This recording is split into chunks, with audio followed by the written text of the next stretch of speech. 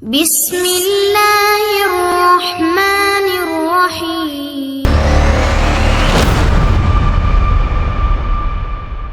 Semenjak Allah Ta'ala menghadirkan Bani Adam di muka bumi ini, tidak ada fitnah yang lebih dahsyat selain daripada fitnah Dajjal. Ya, a'zamul fitnah, ya fitnah yang paling dahsyat itu fitnah Dajjal. Dan tidak ada seorang nabi pun yang diutus Allah melainkan telah memperingatkan mengenai fitnah Dajjal ini.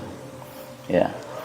Dan aku nabi terakhir, maka tidak bisa dipungkiri lagi bahwa Dajjal itu akan muncul di tengah-tengah kalian. Ya. Jadi kita ini sudah berada di perjalanan fitnah yang makin lama makin menanjak, Pak. Ya, dan kita harus waspada karena boleh jadi khurujud Dajjal, keluarnya Dajjal itu tidak lama lagi, ya. Yang karenanya kita semua harus mempersiapkan diri, mematangkan iman kita, ketakwaan kita sedemikian rupa sehingga ketika Dajjal muncul, dan kita tidak berharap ketemu Dajjal, dan seorang mukmin tidak boleh pernah berharap ketemu Dajjal. Jika Allah takdirkan kita ketemu Dajjal, mudah-mudahan kita termasuk mukmin, muttaqin yang tetap istiqamah untuk menyatakan Rabbunallah. Ya. Kenapa?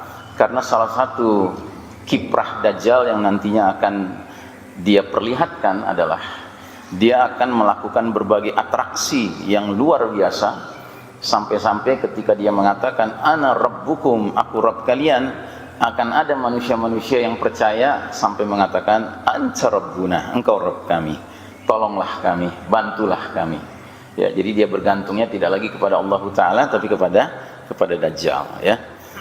Nah, jadi kalau kita boleh buat perumpamaan, sebelum kita sampai ke puncak Dajjal, Pak, fitnah-fitnah yang ada ini, ya, itu seperti menjemput kedatangan Dajjal. Karena sebelum Dajjal muncul, Pak, akan muncul Dujjail, Dajjal-Dajjal kecil, ya. Yang jika menghadapi Dujjail ini, manusia tidak sanggup beristiqomah, tidak sanggup bersabar, apalagi kalau Dajjalnya muncul. Baru Dujjailnya saja, baru antek-anteknya Dajjal saja, dia sudah kena tipuannya, kena sihirnya, kena berbagai ghazwul fikrinya. Nah, apalagi kalau Dajjal yang muncul, ya. Baik, kurang lebih begitu, ya. Nah, kita mulai dengan sebuah firman Allah Ta'ala dalam surat Taha ayat 123, di mana Allah Ta'ala berfirman, qala bita minha jami'an ba'dukum li ba'din aduh. Allah Ta'ala berfirman, turunlah kalian berdua dari jannah bersama-sama, sebagian kalian menjadi musuh bagi sebagian lainnya. Nah, ayat ini dijelaskan oleh Ibnu Katsir, merupakan ayat yang menyebutkan bahwa berdua ini maksudnya dua pihak. Ada pihak Adam dan Hawa alaihimassalam, ayah bunda kita, dan ada pihak iblis, ya. Kedua-duanya diperintahkan Allah untuk ke al-ard ini, ke bumi ini. Cuman tekanan perintahnya atau tekanan ucapannya berbeda. Kalau kepada ayah bunda kita itu dikatakan oleh Allah, pergilah kalian ke al-ard ini. Sementara kalau kepada iblis Allah menggunakan kalimat keluarlah kamu dari jannah, gitu, ya. Jadi kalau iblis itu diusir sama Allah. Kalau Adam dan Hawa ya dipindahkan dari jannah ke al-ard ini. Kenapa iblis diusir? Karena iblis memperlihatkan kesombongan, ya. Sementara Adam dan Hawa memperlihatkan ketawaduan, kerendahan hati, ya. Dua-duanya melanggar perintah Allah atau larangan Allah, ya. Dalam hal ini iblis melanggar ketika Allah Ta'ala mengeluarkan perintah usjudu li Adama, sujudlah kalian semua kepada Adam. Semua penghuni langit sujud illa iblis, kecuali iblis. Dan iblis langsung digugat sama Allah Ta'ala, ma mana'aka alla tasjudu idh amartuka, apa yang menghalangi kamu untuk melakukan perintahku ketika aku perintahkan untuk sujud? Apa jawaban iblis? Aiwa, ana khairun minhu, ya, khalaqtani min narin wa khalaqtahu min tin. Aku lebih baik dari Adam. Ngapain aku sujud sama Adam? Aku lebih baik dari Adam. Engkau ciptakan aku dari api, engkau ciptakan Adam dari tanah.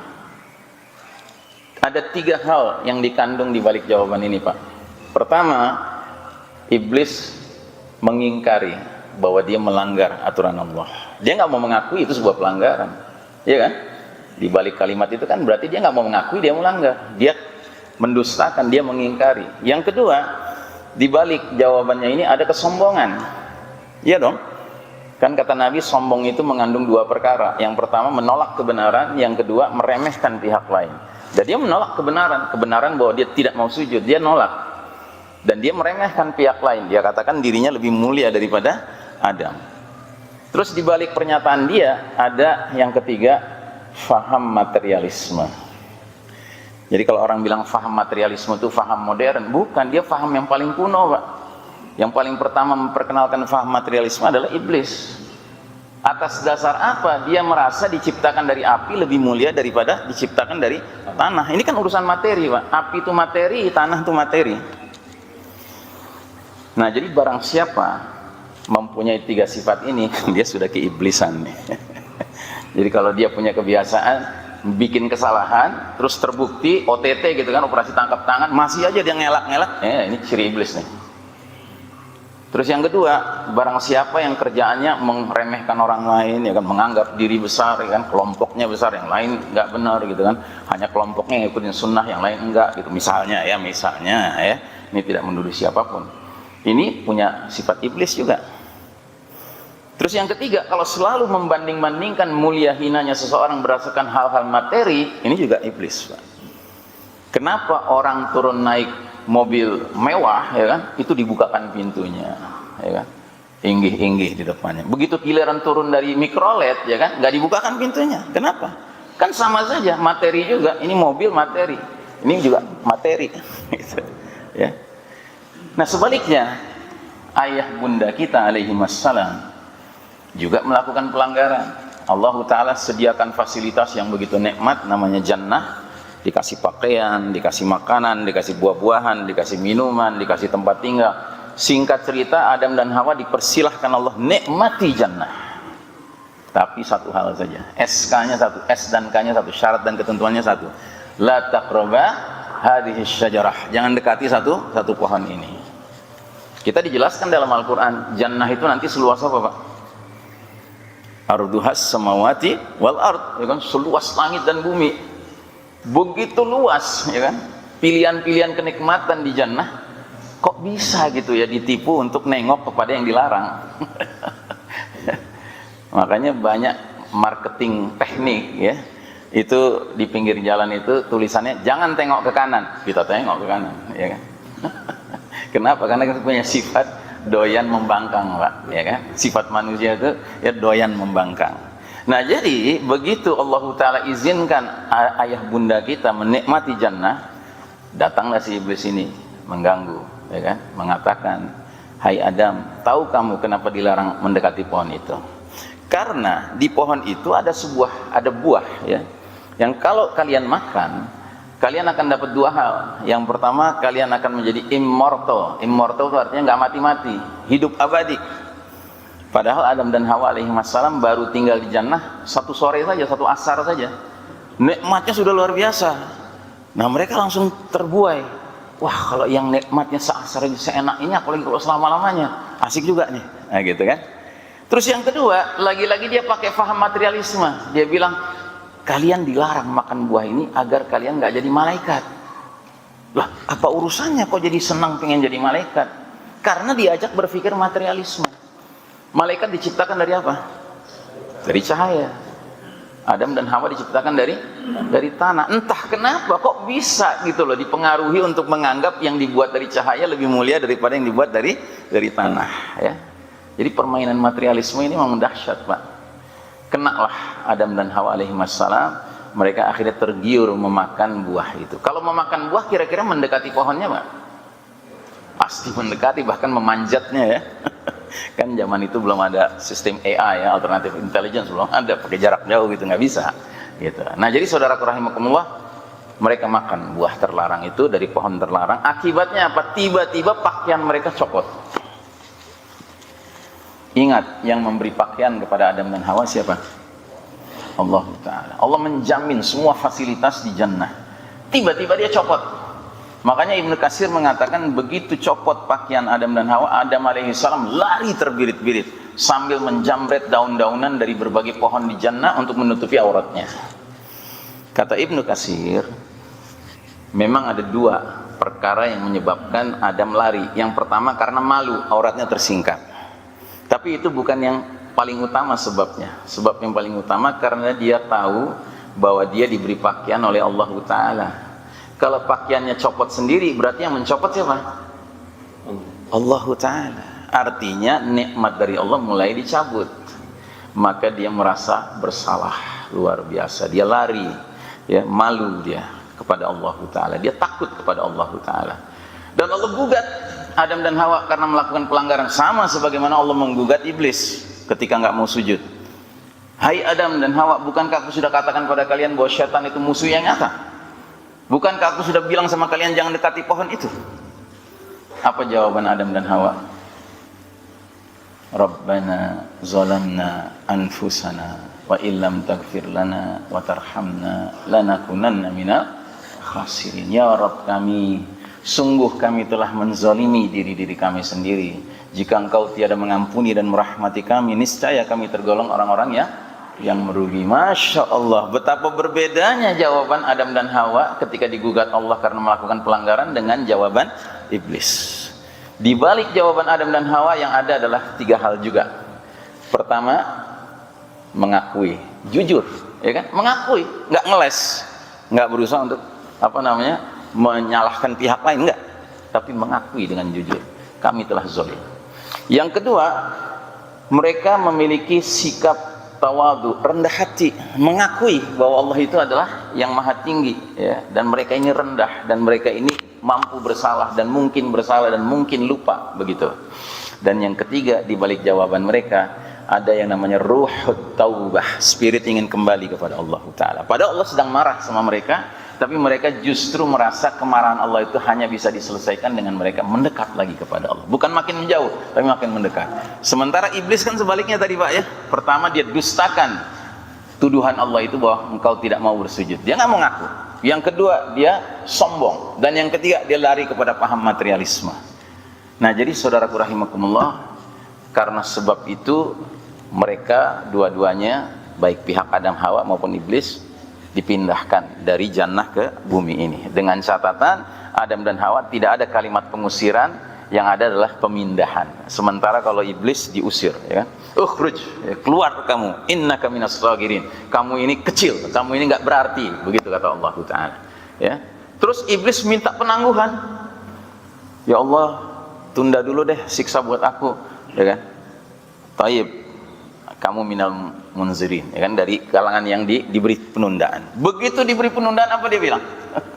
Ya Allah, karena engkau sudah menghukumi aku sesat, aku akan sesatkan sebanyak-banyaknya manusia, dari depan, belakang, kiri, kanan.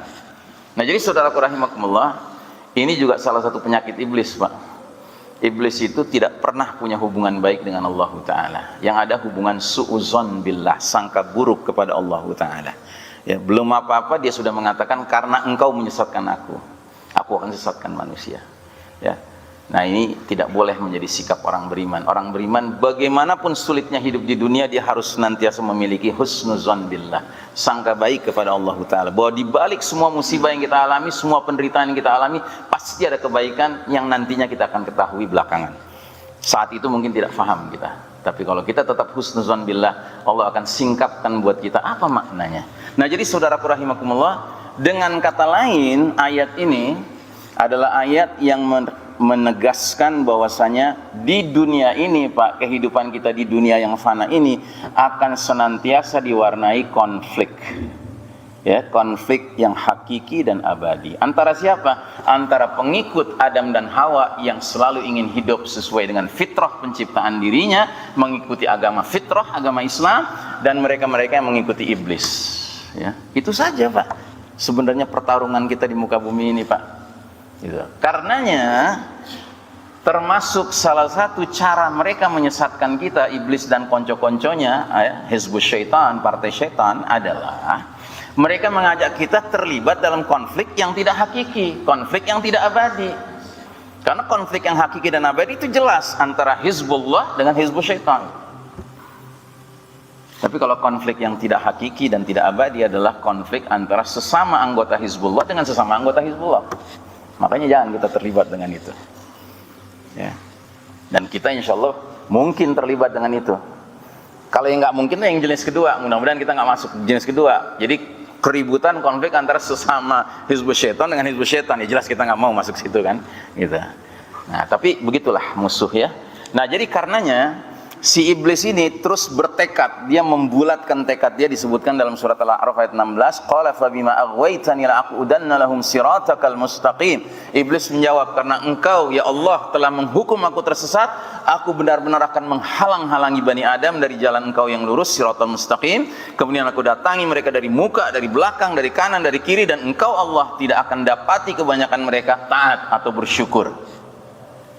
Kita ini diajak untuk menjadi orang-orang yang kufur, Pak, tidak bersyukur ya. Makanya termasuk para ulama itu sering mengatakan sikap manusia yang terbaik adalah ketika dia senantiasa bisa menghayati nikmat-nikmat Allah. Fabi ayyi ala'i rabbikuma tukadziban. Kita harus selalu rajin bersyukur, Pak, bagaimanapun keadaannya. Makanya dalam bahasa Arab ada ungkapan alhamdulillah ala kulli hal. Segala puji bagi Allah dalam keadaan apapun. Pokoknya jangan berhenti memuji Allah ya. Kemudian iblis setelah mengeluarkan kebulatan tekadnya ini ya, dia bekerja, dia cari downline sebanyak-banyaknya ya, downline itu maksudnya antek-antek ya, dia cari gitu. Nah, ketika dia sudah punya banyak antek, akhirnya Allah abadikan juga bahwa para antek ini mempunyai mentalitas, mempunyai sikap yang mirip dengan dedengkotnya, dengan panglimanya yaitu iblis.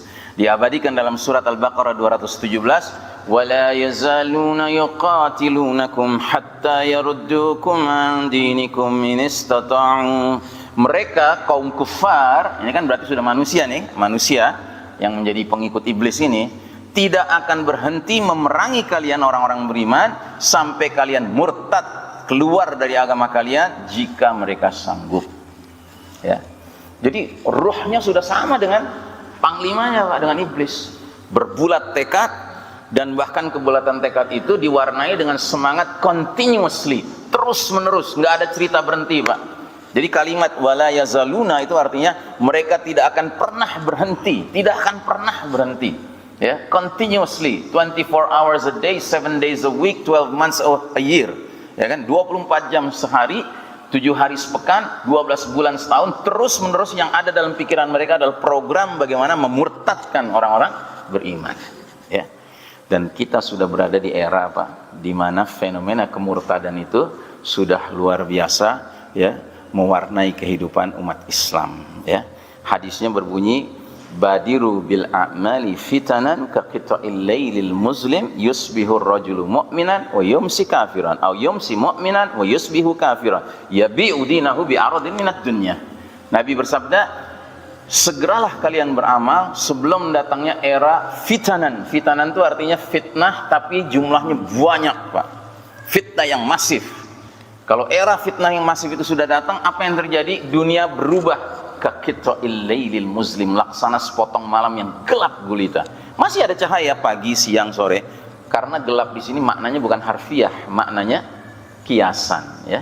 Jadi kita hidup dikepung dengan dark values, nilai-nilai yang gelap, Pak. Nilai-nilai yang terang makin redup, makin nggak kelihatan, tapi nilai-nilai gelap semarak di kiri kanan depan belakang kita. Contoh, taat kepada Allah itu nilai gelap atau nilai terang, Pak? Nilai terang. Lawannya apa? Maksiat, durhaka kepada Allah, ya kan? Nah, sekarang saya tanya, kalau maksiat itu nilai gelap, mana yang lebih semarak di sekeliling kita, taat atau maksiat? Maksiat. Maksiat. Sudah ada penelitian belum tentang itu? Nggak perlu penelitian, Pak. Ceto welo-welo, ya kan? Sudah very clear gitu, di sekeliling kita maksiat sekarang dahsyat, Pak. Ya, sebagai gambaran saja, dulu kalau kita mau bermaksiat itu perlu upaya, Pak. Perlu usaha, perlu keluar rumah, perlu ngeluarin duit, perlu ngatur waktu, ya kan? Sekarang maksiat ngetuk rumah kita, Pak. Maksiat ngetuk kamar tidur kita, bahkan maksiat di tempat tidur kita. Gampang sekali ditemukan, ya, Pak. Keadilan itu nilai gelap atau nilai terang, Pak? Nilai terang. Lawannya apa? Kezaliman. Nilai gelap. Mana yang semarak sekarang, Pak? Keadilan atau kezaliman? Kezaliman. Kezaliman. Nggak perlu penelitian. Kenapa? It's very clear. Sudah jelas sekali. Hampir setiap hari kita dengar berita yang menyayat-nyayat rasa keadilan kita, ya, Pak? Gitu. Nah, jadi artinya benarlah sabda Nabi ini. Lalu kata Nabi, kalau era yang penuh fitnah itu sudah datang, dunia menjadi gelap gulita seperti itu, apa yang terjadi? fenomena yang muncul adalah yusbihur rajulu mu'minan wa yumsi kafiran. Pagi hari seseorang masih beriman, sore harinya kafir. Au yumsi mu'minan wa yusbihu kafiran. Atau sore hari masih beriman, paginya kafir. Jelas-jelas Nabi mengatakan, memilih kata-kata pagi beriman, sore kafir, sore beriman, pagi kafir. Nabi nggak bilang pagi berbuat amal soleh, sore berbuat amal jahat. Bukan Pak, perbandingannya bukan itu. Sore berbuat amal soleh, pagi berbuat amal jahat. Bukan. Ingat Pak, kalau ada muslim melakukan amal buruk, amal jahat, kita tidak dibenarkan serta-merta bilang dia kafir, ya nggak? Kalau kita serta-merta melihat orang muslim ya kan melakukan keburukan, dosa, langsung kita bilang kafir, itu namanya khawarij, ya kan? Tapi jangan lupa, para ulama kita sudah merumuskan dosa itu ada 3 tingkatan Pak. Tingkatan yang paling rendah namanya as-saghair, dosa kecil. Tingkatan yang agak lebih tinggi namanya al-kabair, bukan agak sih, besar, tinggi sekali, ya kan? Dosa besar. Tapi di atas dosa besar ada lagi Pak, namanya nawaqidul iman, dosa yang membatalkan iman. Nah, kita melihat di sekeliling kita sekarang dosa pembatalan iman itu nggak sedikit Pak. Perlu contoh? Perlu contoh Pak? Perlu? Siap? Ya siap nggak siap lah ya, namanya taklim ya. Yang penting diterangin dulu gitu. Oke, saya kasih 2 contoh Pak. Contoh pertama, dosa pembatal keimanan adalah seorang mengaku muslim dengan ringannya mengucapkan kalimat semua agama baik, semua agama sama, semua agama benar. Ini kalimat membatalkan iman Pak. Bukan kalimat ringan ini kalimat serius Pak. Wah, Ustadz Ihsan Tanjung ekstrim. Betul Pak, saya ekstrim kalau nggak pakai dalil. Tapi begitu pakai dalil, ya Anda urusannya dengan dalil, bukan dengan saya. Nah, saya kasih dalil 3. Pertama, Ali Imran 19. Apa kata Allah? Inna dina indallahil Islam. Sesungguhnya din di sisi Allah yang diridhoinya hanyalah Islam. Masa Allah berfirman demikian, terus kita pernah baca ayat ini ketika baca Al-Quran, lalu kita punya pendapat berbeda?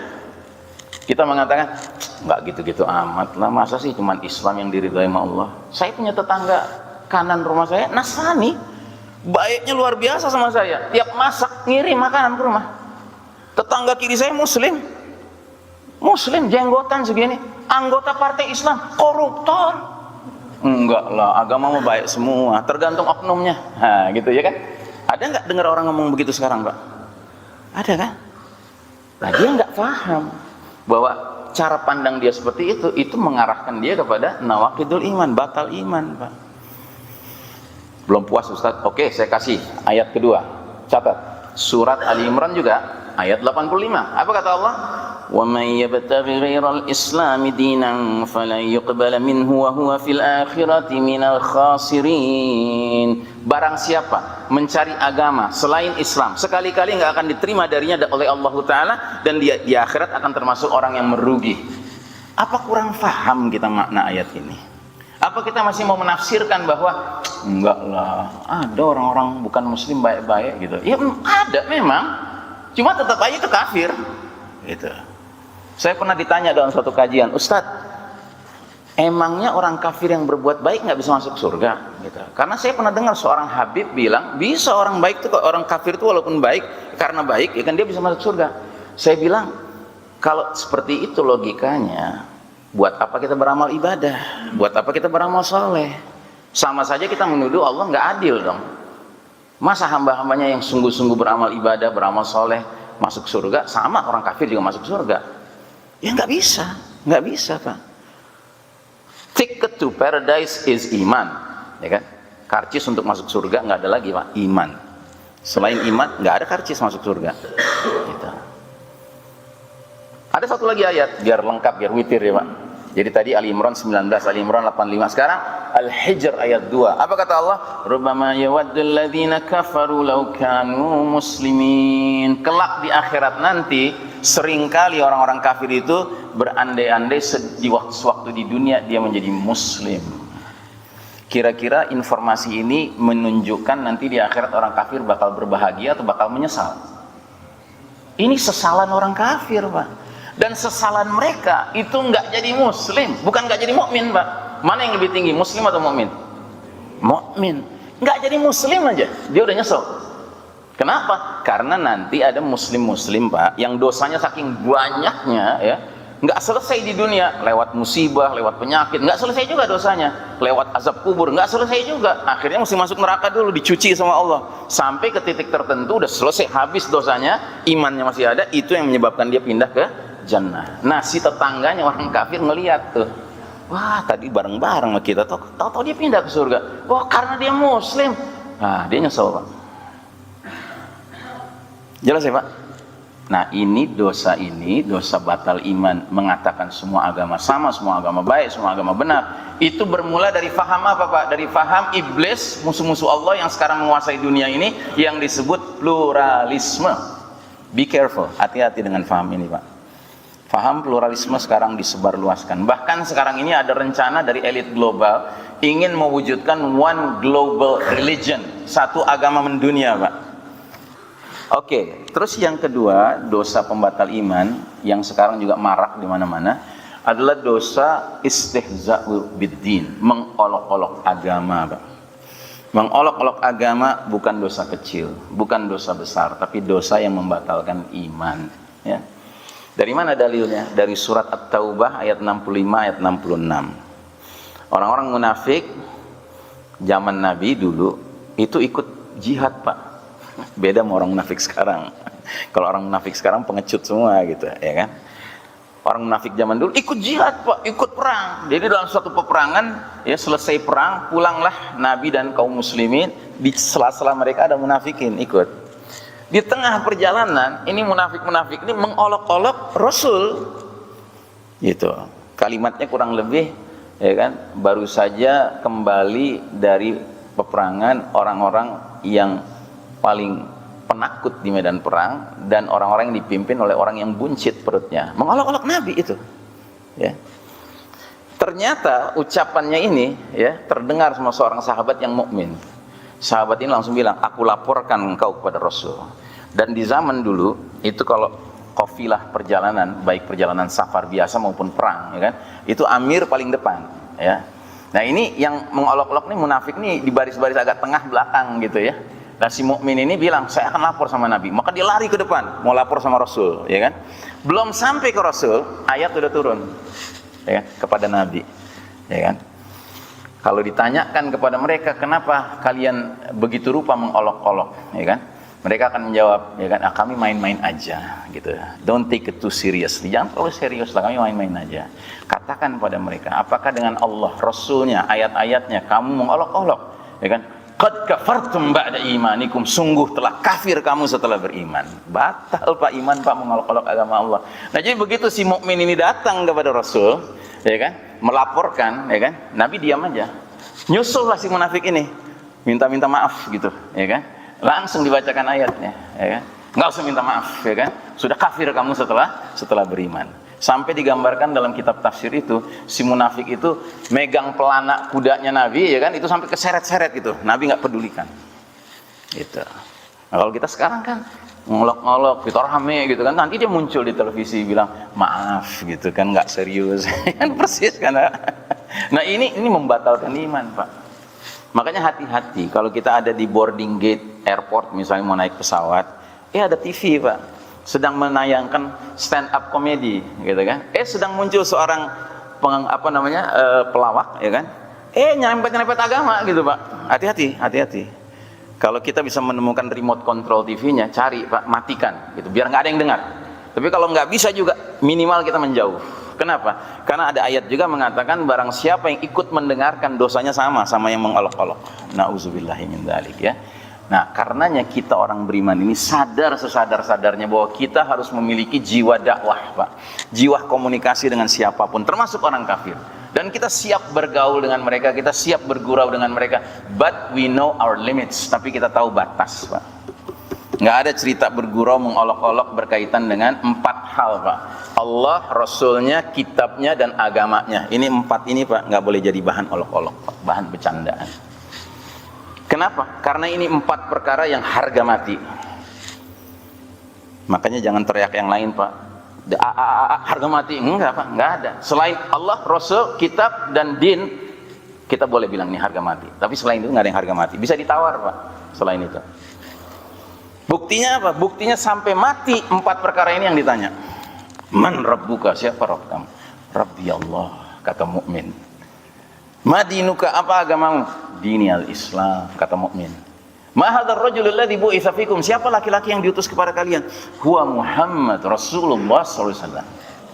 Ya kan? Dan itu pertanyaan kita nanti, Pak, di dalam kubur kita. Dan kalau kita mukmin, 3 pertanyaan ini akan kita jawab dengan benar, Pak. Dengan syarat hati kita memang bulat kepada yang 3 ini. Dan kalau 3 pertanyaan ini jawaban sudah benar, muncul pertanyaan keempat. Wa ma ilmuka, dari mana ilmu kamu tentang perkara itu? Qara'tu kitaballah fa amantu bihi wa sadaqtuhu. Aku telah membaca kitab Allah Al-Qur'an, aku sudah mengimaninya dan aku sudah membenarkannya. Tiba-tiba dari langit terdengar suara, sadaqa abdi, hambaku telah membenarkan. Tiba-tiba makamnya diluaskan sejauh mata memandang. Tiba-tiba datang seseorang yang wajahnya cakep, ya, pakaiannya rapih, necis, ya, dan aromanya wangi. Dan dia berkata kepada si mayit, Absyir, bergembiralah engkau dengan hari yang dijanjikan untukmu ini. Dia bertanya, man anta, siapa kamu? Sepertinya kamu datang dengan kebaikan. Ana amaluka as-salih, aku amal solehmu. Aku akan dampingimu sampai kiamat terjadi. Masya Allah. Sebaliknya, mayit yang merugi, ya, pertanyaannya sama, Pak. Man rabbuka, siapa Rabb kamu? Lah adri, aku nggak tahu. Nggak tahu gimana, waktu di dunia dia yakin bener Robnya salib, Robnya matahari, Robnya bulan, macam-macam. Kok di situ dia bilang nggak tahu? Karena yang jawab bukan lisan, Pak, yang jawab hati. Hatinya sudah berdusta selama hidup di dunia. Hatinya sebenarnya tahu bahwa Robnya Allah, tapi dia mendustakan, dia cover, dia tutup, dia tidak mau terima hidayah waktu di dunia. Gitu. Semua manusia sebenarnya tahu, Pak, bahwa Allah itu Robnya. Buktinya apa? Di alam arwah dulu, zaman kita masih di ruh semua, masih jadi ruh semua, ruh Adam sampai ruh manusia terakhir, itu ditanya sama Allah, alastu bi rabbikum, bukankah aku ini Rabb kalian semua, wahai ruh-ruh ciptaanku? Semua ruh jawabannya sama, Pak. Bala syahidna, benar, kami bersaksi engkaulah Rabb kami. Jadi baik Joe Biden, baik Putin, baik Benjamin Netanyahu, itu jawabannya itu, Pak, waktu di alam arwah. Cuma sayang di dunia dia biarkan ruhnya tertutup, cover, kafir, ya kan? Sehingga dia dengar hadis, dengar ayatnya nggak ngepek. Dan itu bukan hanya yang jelas-jelas kayak begitu, Pak. Termasuk Snooker Gronya, munafik, ya kan? Termasuk apa? Abdullah bin Ubay bin Salul, ya kan? Raja munafik, ya kan? Itu begitu juga.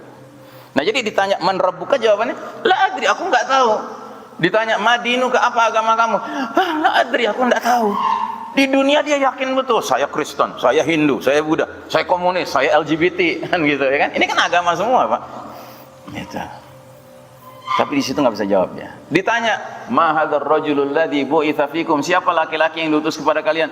Lah, aku nggak tahu. Kata orang sih dia pencinta perempuan, kata orang dia teroris, kata orang dia tukang bohong, kata orang dia orang gila, kata orang dia tukang sihir, macam-macam dia katakan tentang Nabi kita. 3 pertanyaan dijawab salah semua, Pak. Kira-kira ada pertanyaan keempat nggak? Dari mana ilmu kamu? Ada nggak pertanyaan keempat? Ya nggak ada, nggak punya ilmu orang kayak gini. Maka apa yang terdengar dari langit? Kadzaba abdi, hambaku telah mendustakan. Makamnya disempitkan sampai menjepit dia, sampai tulang belulangnya hancur lebur, Pak. Dia teriak sejadi-jadinya. Suara teriakannya terdengar oleh seluruh makhluk illas saqalain, kecuali 2 nggak bisa dengar. Jin dan manusia. Alhamdulillah kita nggak bisa dengar, Pak. Nabi bersabda, aku pernah berdoa kepada Allah, izinkanlah umatku mendengar suara-suara di bawah tanah. Allah tidak kabulkan. Khawatir jangan ada seorang muslim pun tidak mau mengurus jenazah saudara muslimnya. Alhamdulillah kita nggak bisa dengar, Pak. Gitu. Nah, terus datang seseorang yang wajahnya jelek, pakaiannya compang-camping, baunya busuk, ya kan? Berkata kepada dia, hei, bersenang-senanglah engkau dengan hari yang dijanjikan ini. Dia bertanya, man anta, siapa kamu? Kayaknya kamu datang dengan kejelekan, keburukan. Ana amaluka al-khabith, aku amal burukmu, aku akan dampingimu sampai kiamat terjadi. Nah, jadi saudaraku rahimakumullah, kenapa 4 perkara ini harga mati, Pak? Karena sampai matinya yang ditanya, Pak, nggak yang lain. Makanya kalau kita punya anak, kita punya cita-cita anak kita menjadi orang cerdas, menjadi S1, S2, S3, bahkan es krim, Pak, ya, nggak penting itu.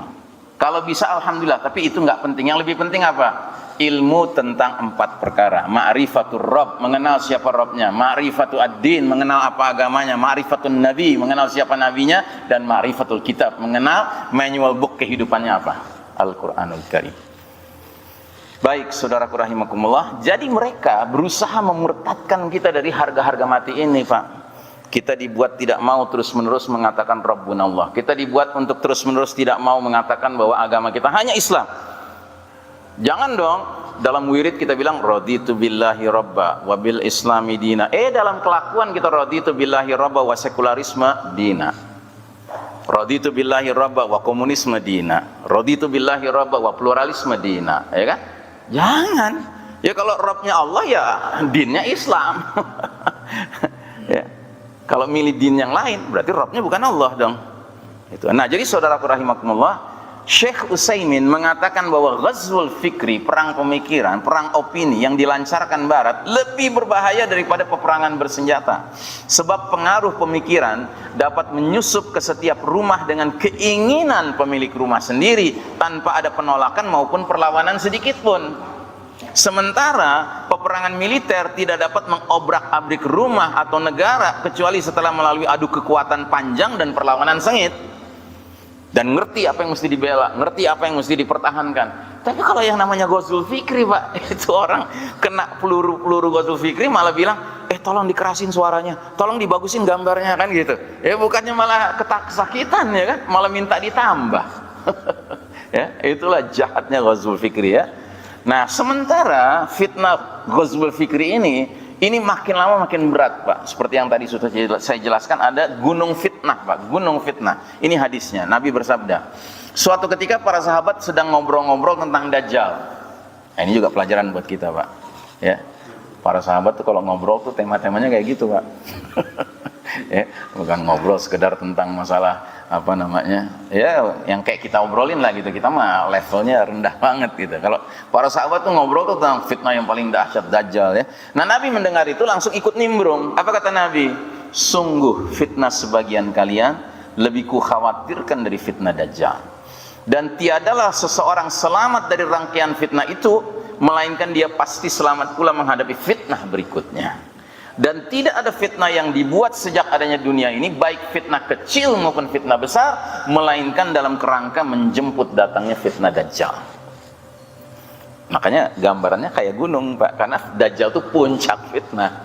Gitu. Makin lama makin berat, Pak. Karenanya kita benar-benar harus mendidik generasi selanjutnya dengan didikan yang baik dan benar, Pak. Kenapa? Mereka akan menghadapi fitnah lebih berat dari kita. Gitu. Kita ini udah merasakan berat, Pak. Mereka bakal lebih berat lagi. Maka bekal iman takwa mereka harus lebih kencang lagi. Nah, apalagi dalam hadis lain kata Nabi, inna amamat dajjali sinina khudda'ah. Sungguh menjelang sebelum munculnya Dajjal akan ada tahun-tahun penuh tipu muslihat, tipu daya. Apa yang terjadi di tahun-tahun itu? Yukadzibu fiha as-sadiqu wa yusaddiqu fiha al-kadzibu. Orang yang jujur didustakan, di framing, Pak, dituduh macam-macam, ya, digambarkan sebagai pendusta. Tapi sebaliknya, ya, pendusta dibenarkan, raja bohong dibenarkan. Udah jelas dia tukang bohong, masih aja dia didukung, masih aja dibela, gitu. Kenapa? Karena dibuat kosmetika, dibuat make up, dibuat apa namanya, penghiasan atas si tukang dusta ini, gitu. Nah, itu kan zaman kita, ya, Pak. Kayak kita rasakan sekarang, kan? Bagaimana orang-orang yang benar-benar berjihad fisabilillah dikasih stempel rada ikal, dikasih stempel tukang jual telur, gitu. Sebaliknya tukang jual telur beneran, yang rada ikal beneran, ya kan, dibilang pejuang hak asasi manusia. Inilah zamannya, Pak. Zaman dimana kita diajak untuk berpikir terbalik-balik, gitu. Karena siapa di belakang layarnya? Al-Yahud. Al-Yahud ini dalam surat Al-Fatihah dijuluki Al-Maghdubi alaihim, golongan yang dimurkai Allah. Ya. Kenapa mereka dimurkai Allah? Karena asal muasalnya Bani Israel ini, Yahudi ini, ya kan, itu faddaltukum alal alamin, telah kami muliakan kalian wahai Bani Israel di atas segenap bangsa-bangsa lain. Allah memuliakan Bani Israel pada awalnya. Bentuk pemuliaannya apa? Bangsa yang terbanyak diutus Nabi Allah adalah Bani Israel. Itu bentuk pemuliaan Allah. Tapi Bani Israel setiap datang seorang Nabi didustakan, bahkan diupayakan untuk dibunuh, ya kan? Akhirnya sama Allah Ta'ala, terutama setelah diutusnya Isa alaihi salam. Kan Isa alaihi salam kan nabinya Bani Israel. Nah, Isa alaihissalam tuh muncul sudah dengan kemukjizatan. Bayangkan masih bayi udah bisa ngomong, Pak. Ya kan? Emaknya nggak punya laki-laki sebagai suami, tiba-tiba bisa hamil, bisa melahirkan. Ini didustakan oleh Bani Israel. Bukannya diyakini inilah Al-Masih yang ditunggu-tunggu. Ya.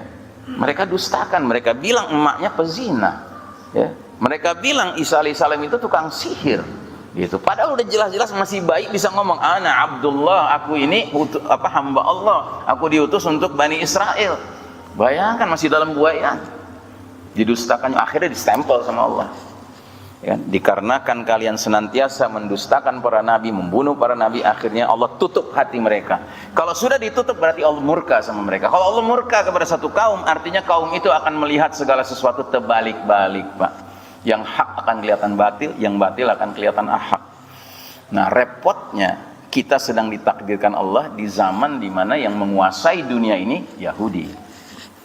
Dan ini bukan salah Allah, jelas. Allah punya rencana, Allah punya skenario. Allah sudah mengatakan di Al-Qur'an, "Wa tilkal ayyamu nudawiluha bainan nas." Demikianlah hari demi hari, masa kemenangan, masa kekalahan, masa kejayaan, masa keruntuhan kami pergilirkan di antara manusia.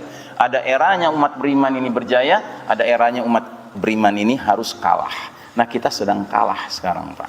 Sejak 103 tahun Hijriah yang lalu. Sejak tahun 1342 Hijriah. Sebelum tahun 1342 Hijriah, Pak, kita umat Islam ini adalah yang memimpin dunia, memimpin umat manusia, Pak. Jadi kita jadi pemimpin, Pak, bukan pengalaman sebentar, Pak. Bukan setahun, 2 tahun, 10 tahun, 20 tahun, 100 tahun, 200 tahun, tidak, Pak. 1342 tahun kita memimpin umat manusia, Pak. Karenanya mentalitas leadership itu akhir saya ada pada setiap muslim. Cuman Allah kan punya rencana. Pada tahun 1342 Allah keluarkan dekret sunnatut tadawul, sunnah pergiliran berlaku. Enough is enough, cukup umat Islam sekarang aku milih yang lain untuk menjadi pemimpin dunia ini. Yang Allah pilih Barat, Eropa, Amerika, yang tidak lain adalah the Judeo-Christian Society, masyarakat Yahudi Nasrani. Boleh Allah melakukan itu? Berani-berani bilang nggak boleh, ya kan? Hak Allah sepenuhnya. Huwal Jabbar, dia yang maha memaksa kehendak. Dan tidak pernah Allah mentakdirkan sesuatu buruk bagi kita, tidak, Pak. Cuman tafsiran kita terhadap takdir Allah itu yang seringkali salah. Allah tidak maksud menzolimi kita. Allah bermaksud membina kita, mentarbiah kita untuk menjadi umat yang tahan banting, yang bisa sabar, bisa istiqomah, sekalipun yang memimpin dunia ini Yahudi Nasrani. Nah, jadi saudaraku rahimakumullah, udahlah ya, kita taubatlah, taubatan nasuha, ya kan? Mari kita berjalan ngikutin petunjuk Allah, petunjuk Rasul. Bukan petunjuk Yahudi, bukan petunjuk Nasrani. Petunjuk Allah dan petunjuk Rasul. Mari kita ikuti. Ya, insya Allah aman, Pak. Aman, Pak, insya Allah. Ya. Makanya ada istilah bahwa kalau kita ditakut-takuti dan kita ikut dengan rasa takut itu, Pak, bahkan kita menghadapi sesuatu yang kecil aja jadi gede, Pak. Tapi sebaliknya kalau kita kena penyakit yang berat sekalipun sampai dokter bilang, Pak, ini kanker Bapak sudah parah betul. Kayaknya umur Bapak tinggal 3 bulan. Gitu. Kalau percaya sama tuh dokter, mati, Pak. Belum sampai 3 bulan. Tapi kalau nggak percaya sama tuh dokter, ya kan, percaya sama Allah, ya kan, bisa-bisa 30 tahun juga masih hidup dia. Gitu. Kenapa? Ini permainan ghazwul fikri, Pak. Makanya aneka macam ghazwul fikri yang paling pertama apa? Takhwif, menakut-nakuti. Ya.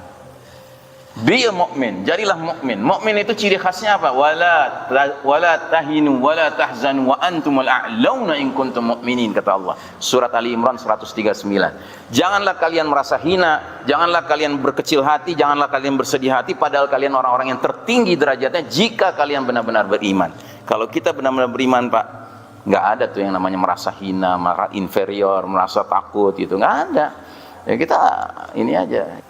Bayangkan, Pak, orang kafir aja di Amerika, Pak, itu protes ketika kakeknya, neneknya di COVID kan, dimasukkan rumah sakit, nggak boleh didekati, padahal udah kelihatan maknya atau neneknya atau kakeknya udah bakal mau meninggal tuh, Pak, ya kan? Itu mereka marah-marah, mereka pingin di sampingnya, pingin pegang tangannya, mereka nggak ngerti konsep talqin, Pak.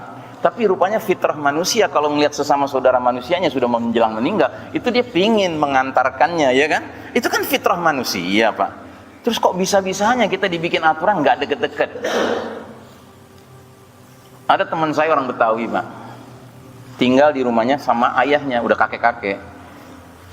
Mereka lagi makan siang, ngeriung gitu Pak, ya, kakek, anak, mantu, cucu gitu kan. Datanglah encingnya itu berarti adik perempuan si kakek ini, ya. Jadi tantenya si kawan saya ini, manggilnya encing kalau orang Betawi.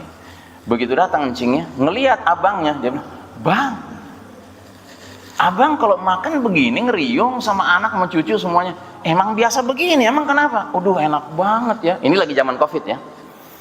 Ini aye nih di rumah. Kalau datang anak, mantu, cucu naik mobil, tet makson, aye muncul di jendela ruang tamu, ya kan, melihat ke mobil. Mereka buka jendela mobil, mereka gini-gini, aye juga gini-gini, aye kayak monyet di kebun binatang katanya. Tersinggung dia, ya. Berapa banyak cucu nggak bisa ketemu kakek, kakek nggak bisa ketemu cucu, nenek nggak bisa ketemu. Selagi kemarin Pak, dihalangi ukhuwah kita, dihalangi silaturahim kita Pak, ya. Nah, jadi Bapak dan Ibu, menakut-nakuti ini memang salah satu jenis ghazul fikri. Yang kedua, tashkik, menimbulkan keraguan. Kita diragu-ragukan terus gitu kan. Ikut enggak gitu, ya kan? Ikut enggak apa? Ya macam-macam. Ikut enggak ya pesta? Ikut apa enggak nih pesta 5 tahunan? Ikut apa enggak ya? Gitu kan? Dibikin ragu-ragu terus kita. Terus kita disesatkan, tadlil, disesatkan Pak. Ya.